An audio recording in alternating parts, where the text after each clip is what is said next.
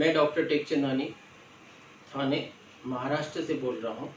मैं आज आप लोगों को कुछ ऐसे टिप देने जा रहा हूँ जिससे आप घर बैठे खेल खेल में बच्चा बूढ़ा हर इंसान अपनी इम्यूनिटी को बढ़ा सकता है बिना किसी एग्जर्शन के। वेरी सिंपल टिप्स है जिससे आप साइंटिफिकल ढंग से भी समझेंगे और आपको रिजल्ट भी आएगा। मैं आप लोग को जानकारी देने जा रहा हूँ कि वक्त के साथ हो सकता है बहुत से लोग भूल गए हैं। हमारे शरीर के अंदर एक ग्लैंड होता है जिसका नाम है थाइमस ग्लैंड। जन्म से बहुत एक्टिव होता है पर वक्त के साथ 10-12 साल के बाद वह ग्लैंड धीरे धीरे कमजोर पड़ने लगता है और उसमें से इम्यूनिटी कम होना चालू हो जाती है और अल्टीमेटली हम उसको कंसीडर करते हैं कि वह डेड टिश्यू है। पर नहीं, ऐसा नहीं है। हम उसे एक्टिवेट कर सकते हैं और वो टेक्निक है एक तरह की कि हम उसको कैसे एक्टिवेट करें। पहले मैं आपको जानकारी देता हूं कि थाइमस ग्लैंड होता कहाँ है। आप इस तरफ देखिए, सीने के हड्डियों के ऊपर सेंटर पोर्शन में हमारे शरीर के अंदर हड्डियों के पीछे और हृदय के ऊपर के भाग में यह थाइमस ग्लैंड रहता है। इसका मूल वर्क क्या है? वो है सिर्फ हमारे बॉडी की इम्यूनिटी को बढ़ाना। हम इस इम्यूनिटी को इस थाइमस ग्लैंड से बढ़ाएंगे, चाहे हम बच्चे हैं, जवान हैं, बूढ़े हैं। और वो कैसे? हम इस माहौल जो आज का माहौल जो चल रहा है, हम हर बार की बात करते हैं कि हमारी इम्यूनिटी कम है, हम इम्यूनिटी बढ़ानी चाहिए, ये खाओ वो खाओ। कुछ मत करो, आप इस थाइमस ग्लैंड की टैपिंग करो। यह एक्सरसाइज इंटरनेशनली नोन है। थाइमस ग्लैंड को हम टैप करके कैसे बढ़ाएंगे वो मैं आपको एक छोटी सी जानकारी के द्वारा बता रहा हूँ। आप जैसे अभी बताया गया कि ये थाइमस ग्लैंड हमारे सीने के सेंट्रल पोर्शन पे रहता है। आप इसको टैपिंग अपने मुट्ठी से करोगे। मुट्ठी इस तरह से बंद करो कि आपके ये एक तरह का फ्लैट एरिया बन जाए। इस फ्लैट एरिया को अपने सीने पे हल्के से मारना है। किस तरह? देखिए, आपको एक साउंड आया। इस साउंड को हम उतना ही प्रेशर से मारेंगे जितना आप सह सकते हो।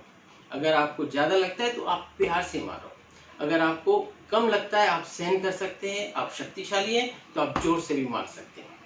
मगर इसको मारने के लिए एक सिस्टम है जिसे हम कहते हैं 1 पॉज 2 3। देखिए, मैं 1 रुक गया, पॉज दिया, फिर 2 3। ये 1 पॉज 2 3 ये एक सेट बन गया हमारा एक्सरसाइज का। इस तरह के मुझे कम से कम 15 से 20 सेट करने हैं एट अ टाइम। मैं 2-3 सेट आपको रिपीट करके बताता हूँ।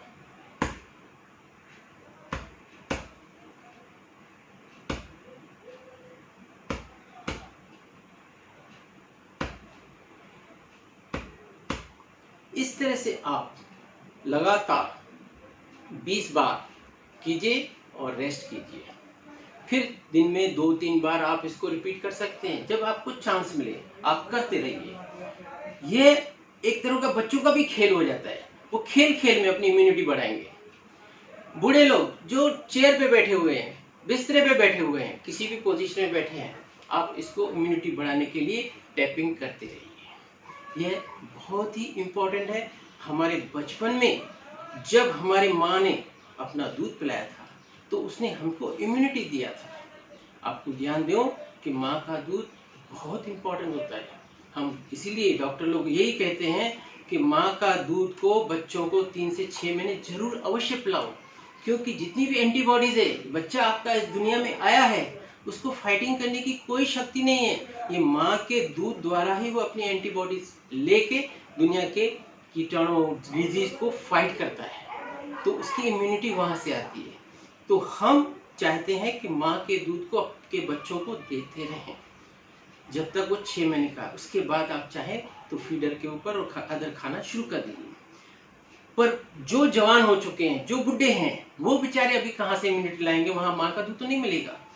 पर गांव-गांव में, शहरों में जहां तबले गाय भैंस के तबेले हैं, जहां पर हमें मालूम पड़ता है कि ये गाय ने अपना बछड़ा दिया है, भैंस ने बछड़ा दिया, तो उसका जो 3 दिन लगातार जो मिल्क मिलता है, इसको हम लोग कोलोस्ट्रम बोलते हैं, महाराष्ट्र में चिक करके बोलते हैं। इसको शक्कर मिला के हम लोग एक तरह की मिठाई बनाते हैं। यह बहुत ही इम्पोर्टेंट इम्यूनिटी बढ़ाने का साधन है। जहाँ जहाँ जिसको भी यह सहूलत हो, उस चीज़ को खाइए, आपकी इम्यूनिटी बढ़ेगी।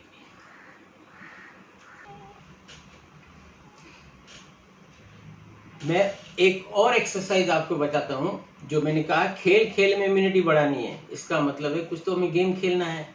हम बच्चों को बलून ला के देंगे, बड़े बूढ़ों को भी बलून ला के देंगे, पर कंडीशन ये है कि हर एक अपना अपना पर्सनल बलून यूज़ करेगा, जिसके ऊपर मार्किंग कर दीजिए, उसका नाम लिख दीजिए, कुछ भी कीजिए। इस बलून से करना क्या है, हमें हमारे श्वास को इस बलून में भरना है, मगर एक ही श्वास में, 2 या 3 मिला के नहीं। देखिए मैं कैसे भर रहा हूँ।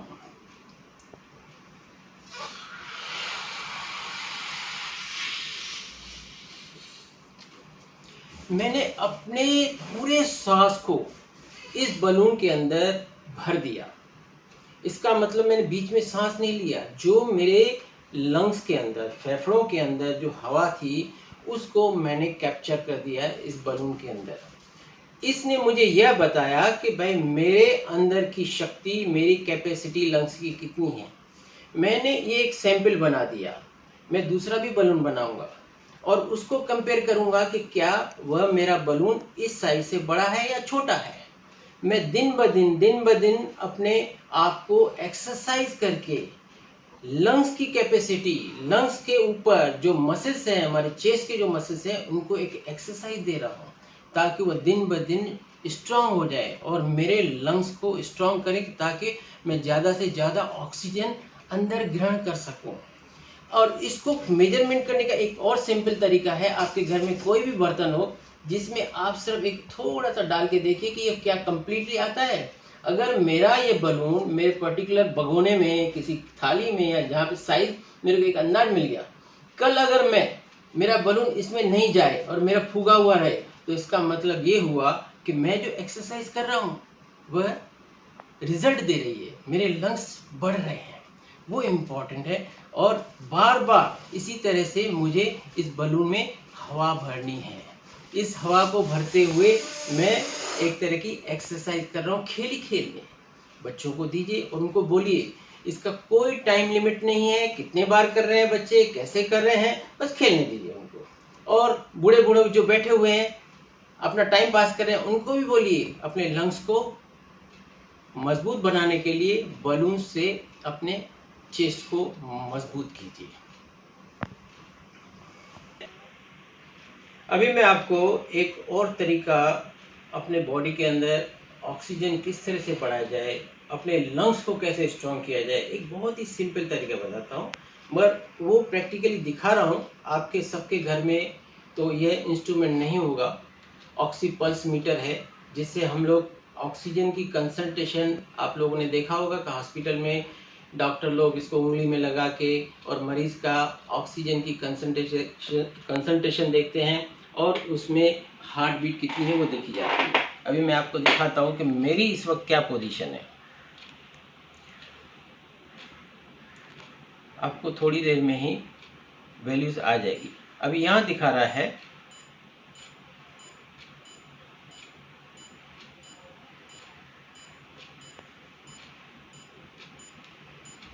आपको दिखेगा कि 98% इज माय ऑक्सीजन कंसंट्रेशन और 91 इज माय पल्स रेट।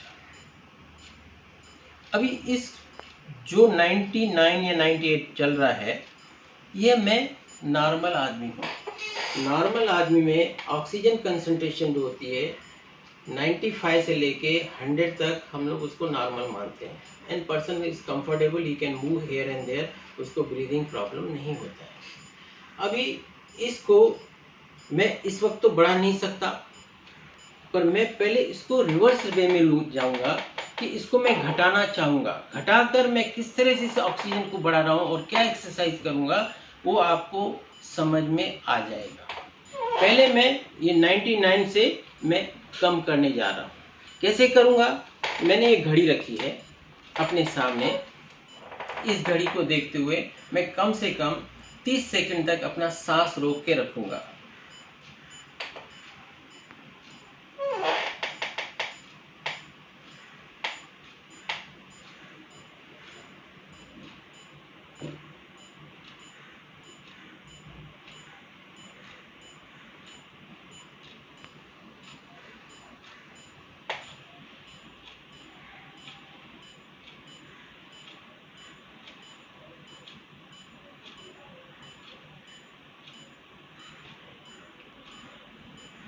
अभी मैंने जब 30 सेकंड सांस रोका तो मेरे ब्लड के अंदर ऑक्सीजन की कमी होना चालू हो गई। अब आप इसकी तरफ ध्यान दीजिए, ये धीरे धीरे फिगर कम होता जाएगा। 99 से 96 आ गया, 95 आ गया है, 94 भी आ गया है।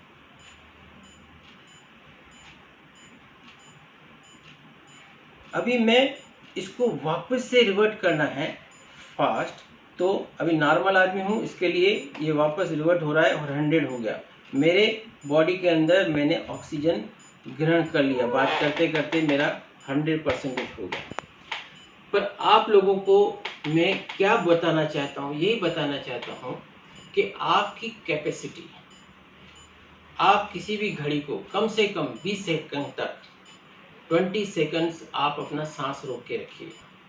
उस सांस को रोक के रखने के बाद एक नेगेटिव प्रेशर क्रिएट होता है हमारे चेस्ट के अंदर। उस नेगेटिव प्रेशर में आप जैसे ही लंबा सांस लेंगे तो आपका नॉर्मल जो in and out air movement है उससे ज़्यादा फोर्सफुली अंदर जाएगा, जिससे दो फायदे होंगे। फायदा नंबर 1, लंग एक्सपांड होंगे। फायदा number 2, the quantity of the air will also be more than normally जो आप लेते हो। तो मैं आपको यह बताना चाहता हूं कि आप दिन में कम से कम 3 बार 20 से 25 या 30 सेकंड तक, आप जितनी आपकी कैपेसिटी है, जिन लोगों की और कम कैपेसिटी है तो 15 सेकंड भी, 10 सेकंड भी आप अपना सांस रोकिए। सांस रोकने के बाद जब आपको ऐसा लगे नहीं अभी मेरा सांस घुट रहा है, लंबा सांस लो, 2-3 लंबे सांस लो और हमेशा अपने चेस्ट को खुला रखो। ऐसे हाथों को लंबा रखेंगे ना तो सांस लेने में आपको आसानी भी होगी, आपकी चेस्ट खुली हुई रहेगी, आपकी एयर एंट्री बढ़ जाएगी। जब एयर एंट्री बढ़ जाती है तो क्या होता है, लंग्स एक्सपांड होते हैं। अभी लंग्स एक्सपांड हो गए तो इसका मतलब है आपके बॉडी में ऑक्सीजन फ्लो भी बढ़ गया, और ये ऑक्सीजन फ्लो बढ़ने का मतलब है कि आपकी इम्यूनिटी अच्छी हो गई। हम बीमारियों से, आज के माहौल की बीमारियों से क्यों सफ़र कर रहे हैं? क्योंकि हमारे लंग्स वीक हैं। अगर हमारे लंग्स अच्छे हैं तो हम लोग फाइट कर सकते हैं। तो आप मेहरबानी करके इस एक्सरसाइज को इस तरह कीजिए, पहले खुद के श्वास को रोकिए, इससे आपको लगेगा कि मेरी लंग कैपेसिटी कितनी है, मैं कितनी देर रोक सकता हूँ। उसके बाद लंबा सांस ले लीजिए, 3-4 लंबे सांस लेने पे आपके लंग्स खुलते हैं, आपके मसल्स की भी एक्सरसाइज होती है, लंग्स एक्सपांड हो जाएंगे and you are benefited, oxygen level बढ़ जाती है। सुन लो मैं क्या करने वाला हूँ।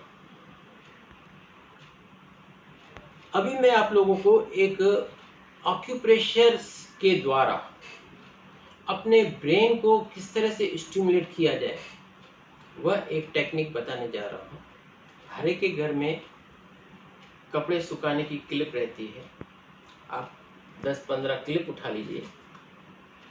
इन क्लिप को अपने पास हर उंगली पे क्लिप लगा दीजिए, टिप ऑफ द फिंगर को प्रेस कीजिए, आप इसको लगा के छोड़ दीजिए। टिप ऑफ फिंगर को ऊपर ही 10 उंगलियों के ऊपर आप इसको लगा के छोड़ दीजिए। बच्चों को बोलिए खेलो, बच्चे खेलेंगे, लगा के मस्ती करेंगे, पड़ी रहने दो, मस्ती करते रहो दोनों हाथ में। ये प्रेशर जो दे रहा है ऑक्यूप्रेशर, ये हमारे ब्रेन को स्टिमुलेट कर रहा है यहाँ से डायरेक्टली, और इससे क्या होगा, मैं अलर्ट हो गया। हमारे बूढ़े जो हैं, हमारे बुजुर्ग लोग जो हैं, जो बैठे हुए घर में, उन लोगों को बोलो बांध के रखो, जितनी देर वो टॉलरेट कर सकते हैं, इसकी कोई लिमिट नहीं है। आप 2 मिनट रखो, 3 मिनट रखो, आपकी कैपेसिटी है, मगर ये थोड़ा पेन होना चाहिए। यह पेन होने से हमारा ब्रेन स्टिमुलेट होता है, ब्रेन स्टिमुलेशन होने से हम अलर्ट रहते हैं, हमारी सुस्ती चली जाती है, हमारे lung capacity, heart, everything is active, हमको उससे ऑक्सीजन और मिलती है। तो यह बिना किसी एफर्ट के क्लिप अपना काम कर रही है, दोनों हाथों पे लगा दीजिए और करते जाइए। तो बच्चा हो, खेलता हो, बड़ा हो, उसको भी खेलने दो और फिर इनको निकाल के छोड़ दीजिए। अगर आपके पास क्लिप नहीं है तो आप बैठे हैं फालतू, नाखून कटे हुए होने चाहिए, दांतों से इनको प्रेस करो, इतना जोर से प्रेस करो कि आपको थोड़ा दर्द होना महसूस होना चाहिए। इतना मत काटिए कि खून निकल आए।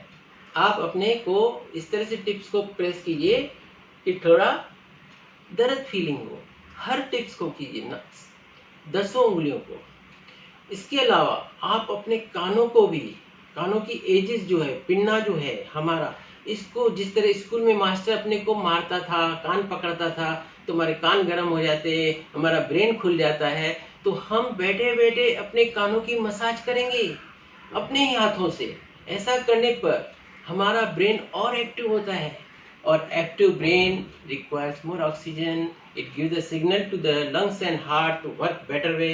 आपकी बॉडी बेस्ट होती जाती है। इसके अलावा आप जब बुढ़े लोग बैठे हुए हैं, हर एक को आप मालूम है कि बूढ़े लोग मांगते हैं हमारी मालिश करो बेटा, बहुत दुखता है, मालिश करते रहो। उन बुजुर्गों को लोग बोलो नहीं पापा मम्मी, आप अपने हाथ से खुद मसाज करो, टैपिंग करो, हर जगह पे धीरे धीरे धीरे, जितनी उनकी ताकत है उनको बोलो धीरे धीरे मालिश करते रहो।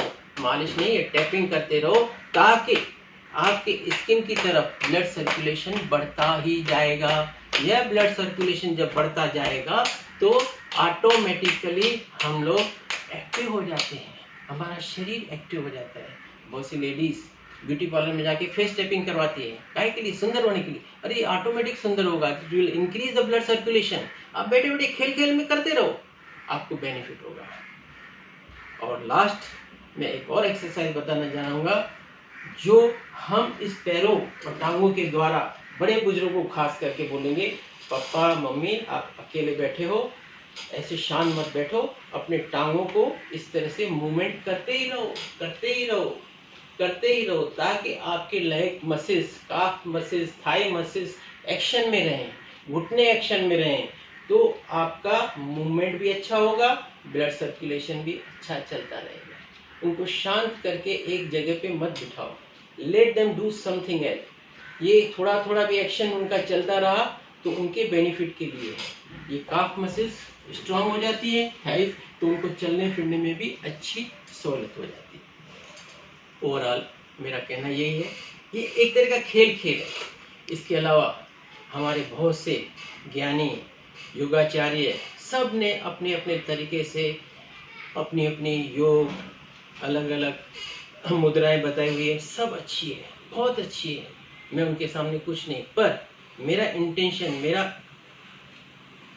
यही था कि जो बुजुर्ग लोग बड़ी बड़ी एक्सरसाइज नहीं कर सकते, योग नहीं कर सकते, घर से बाहर जा नहीं सकते, बच्चे खेल रहे हैं, तो हम क्यों ना कुछ ऐसा सिंप्लीफाइड सिस्टम पैदा करें सबके लिए, ताकि सबको एक हेल्प हो जाए, सबकी एक इम्यूनिटी बढ़ जाए। इम्यूनिटी बढ़ाने का मतलब है आप अपने आप को हर चीज़ से प्रोटेक्ट कर रहे हैं, हर बीमारी से प्रोटेक्ट कर रहे हैं, आप स्वस्थ रहेंगे। और इन चीज़ों को जब जब वक्त मिले मैं तो रोज़ कीजिए, पर फिर भी इसके अलावा आप इनको करते ही रहेंगे ज़िंदगी भर, तो आपको सबको बेनिफिट होगा। धन्यवाद।